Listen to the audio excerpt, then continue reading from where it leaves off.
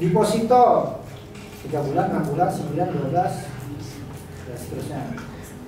Obligasi, reksadana, saham dan lain sebagainya itu merupakan juga salah satu bentuk jenis investasi. Nah, jadi Anda konsennya di mana?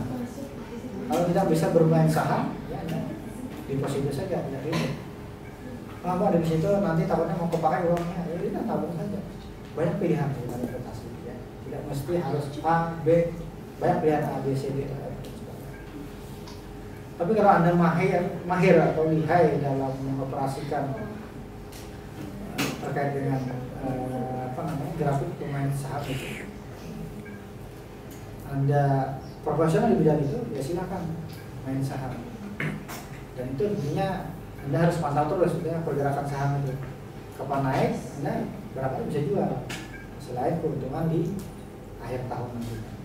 Tapi itu ya perlu pengorbanan waktu, ya. Laptop mungkin harus hidup terus, ya, sambil mantau, ya, sambil istirahat sambil mantau pergerakan saham. Nah, keuntungan yang ketiga, keuntungan investasi. Keuntungan investasi itu ada 2 yang didapat. Yang pertama, keuntungan dari harga saham itu sendiri.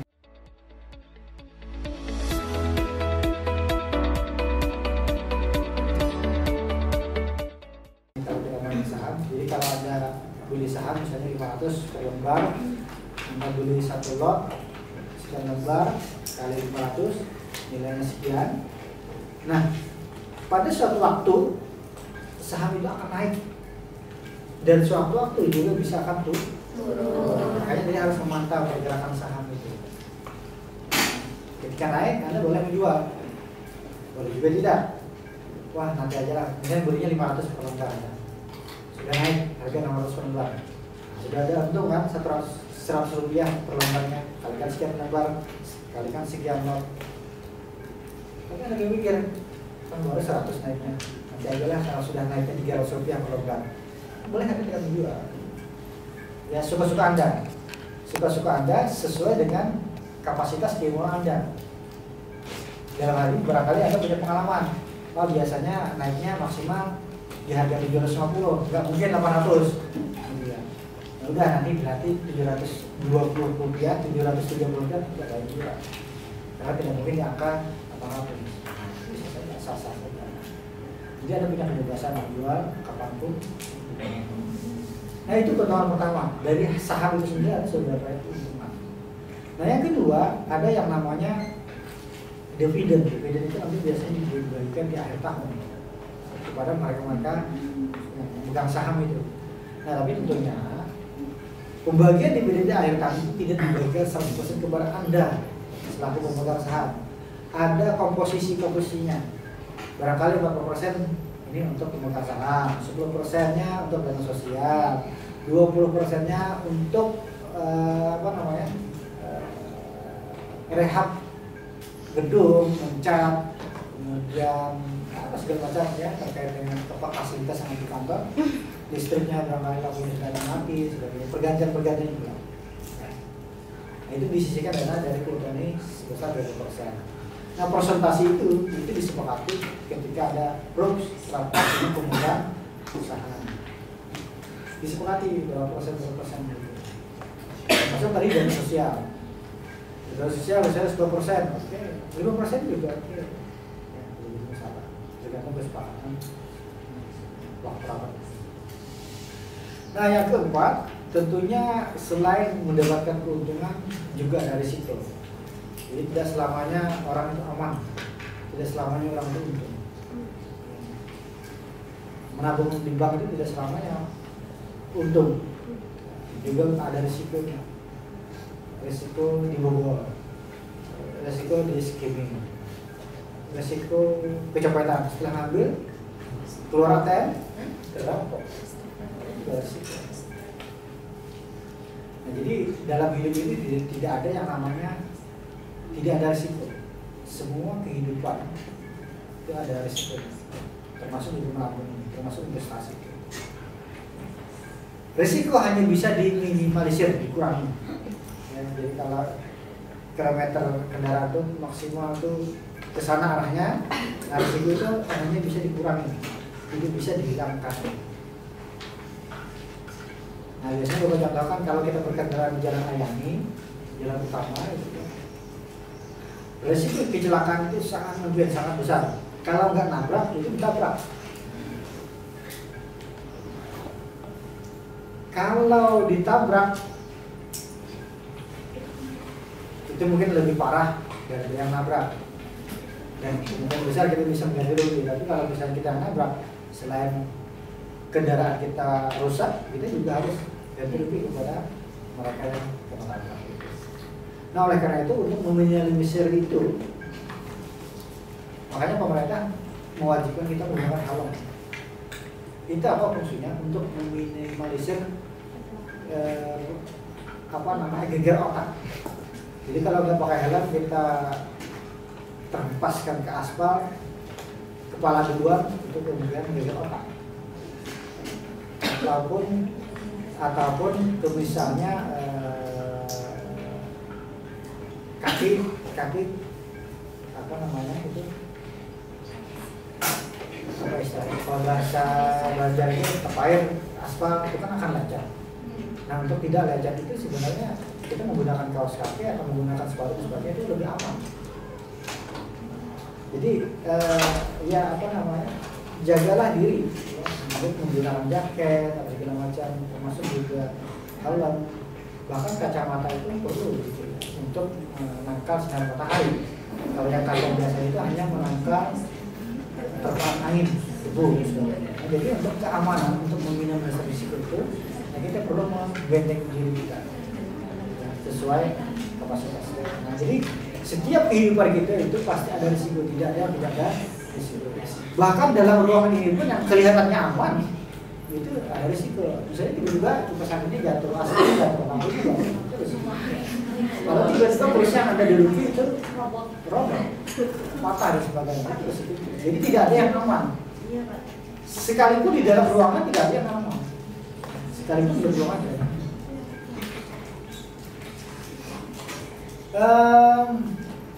Resiko itu ada dua, capital loss atau kerugian. Kita menginvestasikan dari 500 per lembar saham, ternyata kita butuh uang dan perlu jual saham, dan waktu itu harganya 400. Ya mau tidak mau kita harus mengalami kerugian karena kita butuh uang saat itu. Nah, kerugian yang kedua adalah risiko likuiditas, yaitu kebangkrutan perusahaan itu.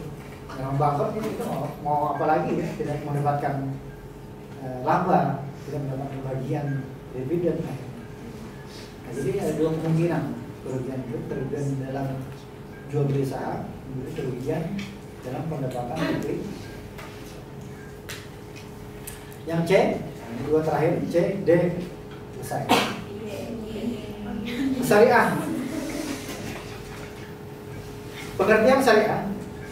Setelah kita pahami makna dari apa itu manajemen dan apa itu investasi, maka sebelum memahami secara utuh apa itu manajemen investasi syariah, perlu juga kita kenal apa itu syariah agar pemahaman mengenai hal tersebut utuh.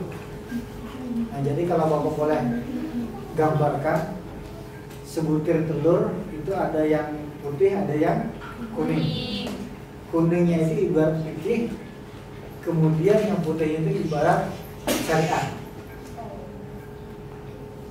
Jadi syariah ini mengatur secara komprehensif, tetapi kalau fikih itu mengatur terkait dengan ibadah-ibadah mudah saja. Nah, permohonan seperti itu umumnya. Secara etimologis, akar dari kata syariah berasal dari kata bahasa Arab yang secara harfiahnya berarti jalan yang ditempuh atau garis yang semestinya dilalui, atau jalan menuju sumber air. Dalam pengertian teknis, kata ini berarti sistem hukum dan aturan perilaku yang sesuai dengan ajaran Al-Quran dan hadis. Nah, jadi rujukannya Al-Quran dan hadis, tidak yang lain. Kalau hukum positif misalnya rujukannya BW tahun berapa ya, masih mengacu kepada undang-undang Belanda gitu ya. Tidak mengeluarkan undang-undang yang produk Indonesia sendiri.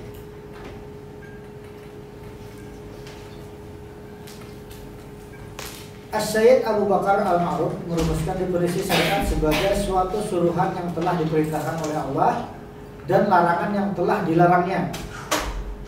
Definisi syariat yang meliputi segala macam perintah disebut Al-Ma'ruf. Biasanya mendengar itu amal ma'ruf.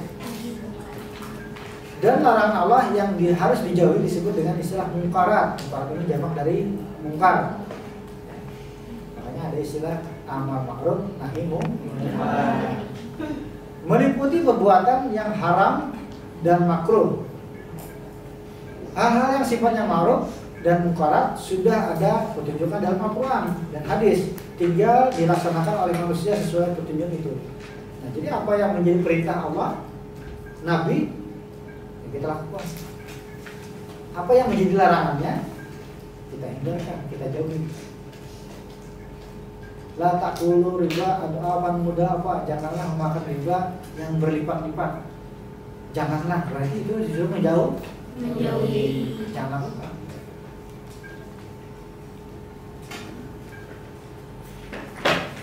Aqimus shalah wa atuz zakat. Dirikanlah salat, keluarkanlah zakat. Ini suatu perintah. Berarti kalau perintah harus kita lakukan. Nah, berikutnya menurut At-Tahawani dalam kitabnya Kisahul Istilahat Al-Qunun memberikan rumusan syariah sebagai seluruh ajaran Islam meliputi akidah, ibadah, akhlak, dan muamalah. Bahkan syariat dapat dikategorikan sebagai syara atau billah dan din. Karena syariat adalah hukum atau peraturan yang ditentukan Allah untuk hambanya sebagaimana yang terkandung dalam Al-Quran diterangkan oleh Rasul. Nah, jadi sumber hukum Islam itu Al-Quran dan Sunnah, apa yang diajarkan oleh Rasulullah, apa yang disabdakan, apa yang difirmankan oleh Allah. Nah, menurut Muhammad Ali At-Tahawani ini lebih komprehensif lagi pembahasan terkait dengan syariah itu sendiri sampai ke tauhid pun tidak hanya sekedar masalah ibadah, akhlak, apalagi terkait dengan muamalah, apalagi. Nah, demikian pula Al-Mawardi dalam Al-Ahkam Al-Sultaniyah dalam konteks hukum politik negara mengatakan bahwa syariah adalah seperangkat hukum Tuhan yang dituangkan dalam Al-Quran dan Sunnah untuk mengatur kehidupan umat manusia. Syariat bersifat a priori dengan pengertian bahwa hukum tidak digunakan untuk mempertahankan kekuasaan negara, melainkan sebaliknya negara yang melaksanakan hukum tersebut. Artinya syariat harus dilaksanakan apabila sang penguasa menganut prinsip negara Islam. Bila tidak, maka akan sulit untuk melakukan secara total pelaksanaannya. Sama dengan halnya di Nagro Aceh Darussalam, daerah Semarang. Mereka ingin melaksanakan secara kafah terkait dengan syariat, tapi lagi-lagi masih dualisme aturan, masih menggunakan hukum Islam, sistem cambuk untuk menghakimi orang yang bersalah. Pun hukum positif juga masih berlaku di daerah Aceh. Jadi tidak bisa, masih belum bisa seluruhnya secara kafah. Nah, dari beberapa definisi ulama tadi dapat kita simpulkan bahwa syariat dikaitkan dengan investasi, maka artinya perbuatan subjek hukum dalam hal melakukan suatu investasi harus sesuai dengan ketentuan syariat, tidak boleh berlawanan. Ketika itu dilarang, maka jauhi. Ketika itu diperintahkan, maka lakukanlah. Tujuan syariat ada 5 hal atau disebut dengan maqasidus syariah oleh Imam Al-Ghazali. Ada 5 hal. Yang pertama hifzuddin, yang kedua hifzun nafas, yang ketiga hifzul akal, yang keempat hifzul asal, dan yang kelima hifzul amal. Nah, dari bawah dulu ya, hifzul mal. Jadi harapannya dari syariat ini, dengan kita melakukan syariat ini, kita bisa menjaga harta kita. Menjaga seperti apa? Menjaga supaya tidak hilang. Tidak hanya itu, tapi lebih dari itu, kita bisa menjaga dari sumber mana mal atau harta kita yang didapatkan. Kita jaga dari apa? Dari hal-hal yang tidak dibolehkan oleh Allah SWT. cara mendapatkannya harus dengan cara halal, mengeluarkannya pun juga harus dengan cara yang halal. Makanya disebut dengan hifdzul mal, menjaga harta, menjaga supaya harta kita itu tetap bagus, suci, halal. Kemudian menjaga keturunan.